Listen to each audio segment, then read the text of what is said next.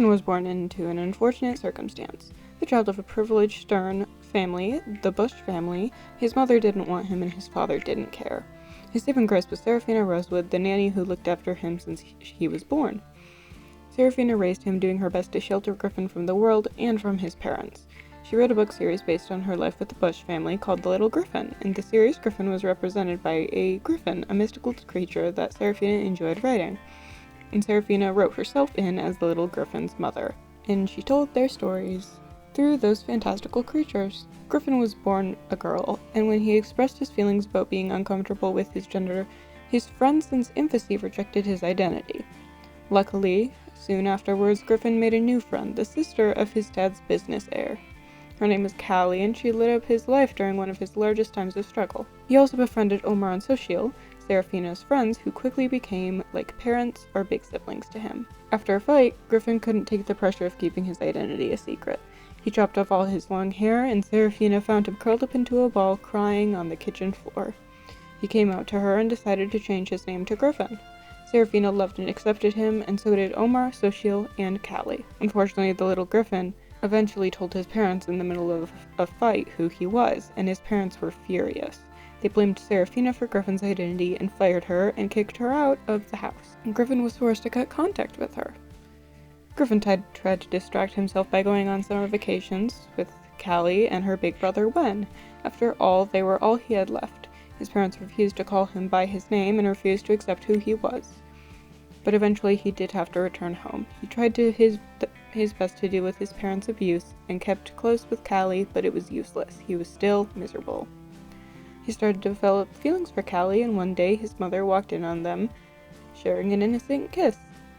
Though she hated him for many reasons, for being her child, for coming out as trans, for existing, the boiling point was seeing him in what she considered to be a gay relationship. She erupted into blind rage and announced that she and Gilmore would be sending Griffin to an all-girls boarding school, one notoriously harsh and cruel. So Griffin did the only thing he could think to do. He ran away. He ran away from home despite his best efforts and lost contact with Callie. And that's where Horse Ranch really started. Griffin ran off to a world far from his own, Chestnut Ridge. He found an abandoned barn, and he slept with nothing but a sleeping bag in there. He started to garden and use profits to gain money. His farm thrived due to his careful execution, and he started to get animals and slowly fill up his house with furnishings. He got a mini sheep and a mini goat, Harold and Margaret. One night, he found a young horse caught in the brambles outside of his home. The horse was clearly hurting, and he nursed it to health. He let the horse have free roam, though she stuck with him. Griffin named her Gloria. Soon, he realized being stuck in the brambles wasn't the only reason Gloria was hurting. She was expecting a foal, and soon, which Griffin helped deliver.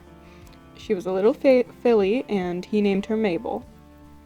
Around the same time, he started to visit nearby horse riding shows, where he met the enthusiastic Kalia and shy Fernando Hidalgo, whom he befriended. They were neighboring teens who also shared a love for horses. Once Mabel aged up, she enjoyed going on rides, and Griffin did too. They started doing show jumping competitions and excelled.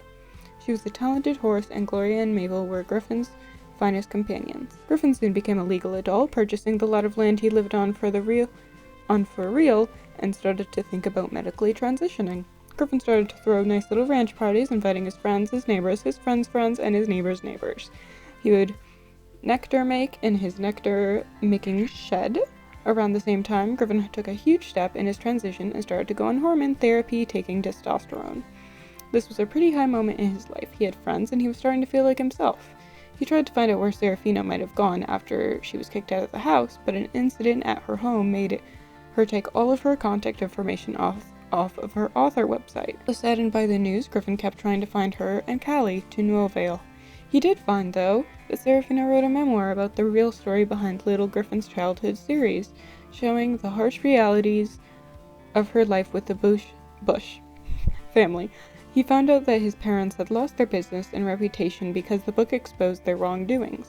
Still, his parents had actually died before any of the consequences further could have come to them. He then adopted a farm puppy, Wanda, who immediately became part of the family, and Griffin started to investigate the Dread Horse Caverns, and continued his horse riding legacy with his new friends. He was thrilled to discover one morning that he even was starting to grow a beard, or a scruffle at least. The new high from all the new friends and new developments soon wore off on him, though. He felt disconnected and discouraged, though his friends, Kaylee and Fernando, still pushed him to continue being social. One particular night, Kaylee and Fernando pushed him to come to their regular rodeo club, where something unexpected happened. Eventually, Griffin told his friends about Callie and his past because they were concerned about his distant behavior. They comforted him, but eventually had to leave, leaving him at the bar. He felt a hand on his shoulder. He looked up from his drink. He recognized everything about her immediately. Callie had found him. They hugged, they cried, and they went outside to catch up.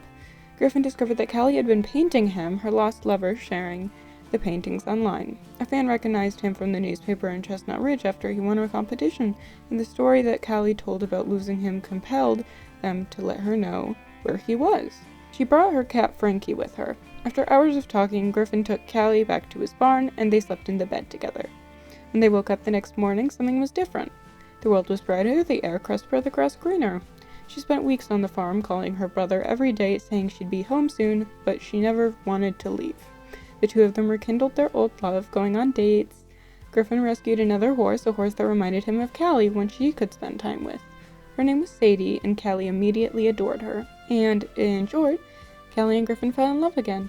The two of them decided it was best for Callie to move in permanently. Her brother, Wen, came to visit and to see Griffin again. After all, he'd been a big brother figure to Griffin during his time with the Bush family.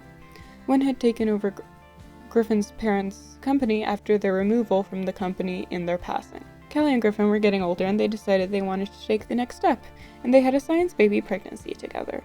Callie carried the baby, and they enthusiastically waited for the baby to be born. On one afternoon in their barn, in a birthing pool, Callie gave birth to a beautiful baby girl with Griffin and a midwife by her side.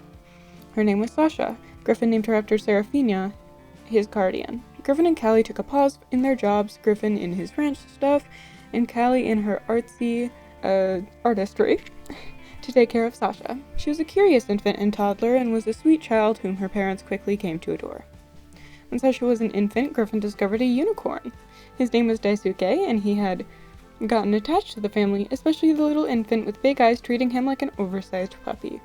During Sasha's toddlerhood, Griffin took a big step in his life and decided to get gender-affirming surgery, including top surgery and bottom surgery. Callie was proud of him and helped take extra care of Sasha as he recovered.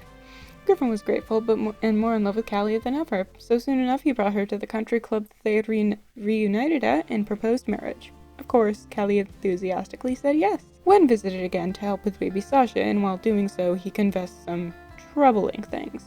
He told Griffin that he had feelings for him, and that he wanted to be romantic with him. Griffin was extremely disturbed by this, as he had known Wen since he was a child, and Wen was way older than him. Also considering the fact he was trying to get with his sister's fiancé, Callie was quite upset about this. She cut Wen off right before the wedding, telling him how sad she was that her own brother would do that to her. But the wedding commenced. It was beautiful, and everyone had a good time. Little Sasha was the flower girl, and a very good one at that. And time went on. The family grew up, Griffin introduced all the animals to Sasha, and everyone continued with their jobs. On one of Sasha's school days early on, she had a guest speaker come into her class. To her surprise, it was the best-selling, beloved author of the children's series she knew all too well, Serafina Rosewood. Serafina had finished her spiel in front of the classroom, and Sasha went up to her at the end of the presentation. Serafina was an elder now and had a family of her own, but she immediately recognized Sasha's features as a mix of Griffin and Callie. She gave Sasha instructions to bring to Griffin, and soon the two would meet. Their reunion was full of tears, laughter, and bitter cries over how long it had taken to see each other again. Griffin spent a lot of time with her, and he cried about how much he had missed her. Eventually, though, Serafina had to get back to her partner and her 5 kids, so she left, keeping Griffin in her heart and in her contacts. They called nearly every day and chatted about their lives. But one fateful day, while Griffin was out riding Mabel, he got a phone call from Serafina. But it wasn't Serafina. It was Drew, Serafina's partner, calling. He told Griffin that Serafina had fallen sick, and he had to come immediately if he wanted to say his final goodbyes. So he did. He brought Callie and Sasha with him, and they visited Serafina in the hospital. Through choking on tears, Serafina said her final words to Griffin, calling him her son, and he called her mom. And with that, the beautiful life of Seraphina Rosewood had come to an end. Griffin was absolutely shattered. He had just gotten her back, and then he lost her again, forever. He went to her funeral, spoke at her eulogy. Seeing the lives she had changed in the funeral home made him realize the real impact of Seraphina Rosewood and her legacy. Things eventually went back to normal, and Griffin went back to the ranch. He officially adopted Daisuke, the unicorn, after a long time of Sasha pleading, and Sasha continued to bond with the horse. Unfortunately, Griffin didn't have too long to mourn his Annie, because Gloria passed shortly after the death of Seraphina.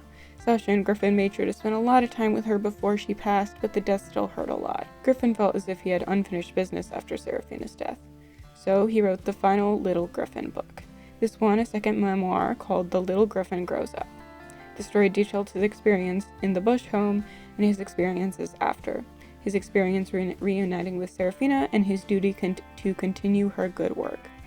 This book was published, and he had a party to celebrate, and he reminisced about the past and made a toast to the future.